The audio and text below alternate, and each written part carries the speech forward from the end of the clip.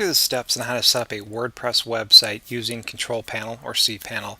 I've gone ahead and logged into mine already, but typically what you'll want to do, you may want to check with your hosting provider first, but typically you're going to use your domain name and then colon and then 2082 or 2083, depends on how your site is set up, and that'll get you into the control panel area. If you're not familiar with it, go ahead and check it out. There's a lot of good things in here. You can set up your email accounts. You can manage sites via FTP this way. You can set up subdomains, do all sorts of cool stuff. But again, what we want to do today is just set up a WordPress website. And again, there's several different ways you can do it. I'm going to walk you through them now. First way I think is the best way is this QuickInstall down here. Again, depending on how your control panel is set up, what your hosting provider offers here, you may see some of these options, you may not see some of them. I'm going to go through QuickInstall first because I think it's kind of a nice, easy option. Just simply click on it.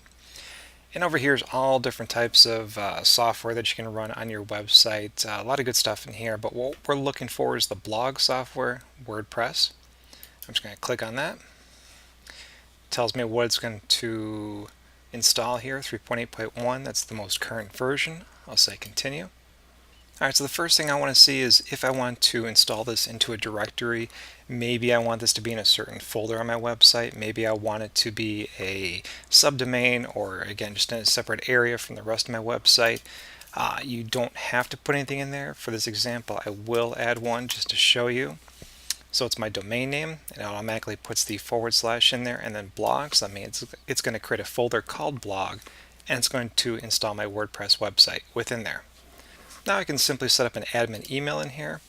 I'll just set up just a dummy one for this example. Blog title, that's what typically appears at the top of your browser window up here. So I'm going to call this one test website. I'm going to create an admin username. Definitely want to write this stuff down, whether it be with pen and paper. I'm on a Mac. I like to use TextEdit or sometimes Evernote to store all my stuff in. But I'm going to create an admin user now. I'll just call him test admin. I'm going to come up with something a little bit more original than that. But again, this is just for demo purposes. And again, I'm going to copy and paste that just so I keep that information for later. And I'll go ahead and put in my first and last name. Test user, and tell it to install now. So now it's going through the process of actually downloading the software, installing it, creating the database, and you can see it says congratulations, here is your admin area. Again, if you're not familiar with WordPress, you're going to want to write this stuff down. Maybe just go ahead and copy and paste that into a nice secure area, because this is the link that you're going to want to use to log in. Here's your username and password that it created for you, a nice secure password. I give you some other recommendations here. This is good stuff, but you don't need it to get started, so don't overwhelm yourself if you're not familiar with this. Just worry about this basic stuff right now. So again, I'm going to go ahead and click on this link right here just to go see my website.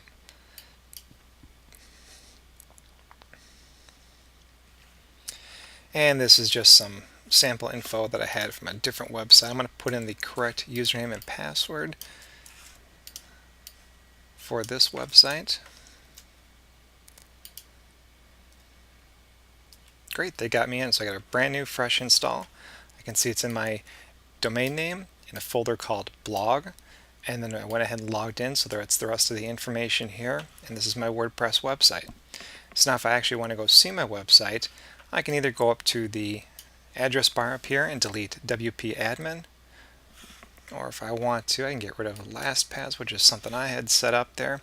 I can simply click on the title that I came with for my website, click on that, and go see my site. So here it is. That was very simple. So in the next video, I'm going to show you how to do it a different way using Control Panel.